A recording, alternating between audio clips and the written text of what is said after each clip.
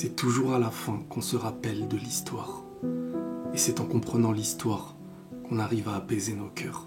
La vie est faite ainsi, les larmes et les joies, les souvenirs, les bons comme les mauvais. La vie nous offre ces cycles, pas toujours entourés des mêmes personnes, mais chacun aura son importance. Et chaque cycle mérite qu'on le vive pleinement. Il y a ceux qu'on a perdus et ceux qu'on a trouvés. Ce qui est le plus dur, c'est de croire que tout est fini. Mais rappelez-vous, ce n'est que le début. Il y a simplement celui qui a fini son examen et celui qui est en cours.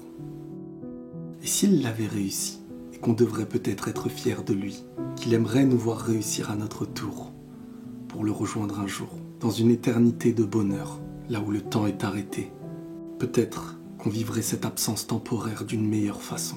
Peut-être qu'il faut comprendre la vie pour ne jamais rien abandonner et continuer de faire vivre nos absents.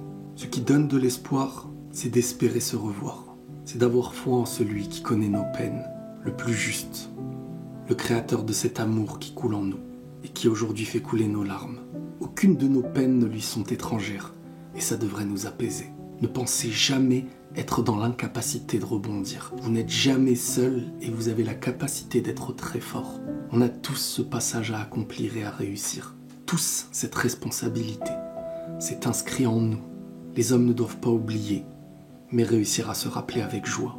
Les tristesses doivent nous permettre de créer les cicatrices et les souvenirs de perpétuer les joies. L'humain est fait ainsi. Il perd des choses en chemin, tout comme ceux qu'on a perdus ont eux aussi déjà perdu en chemin. Mais on ignore aussi très souvent ce qu'on va trouver demain. L'examen continue. Ne le gâchons pas.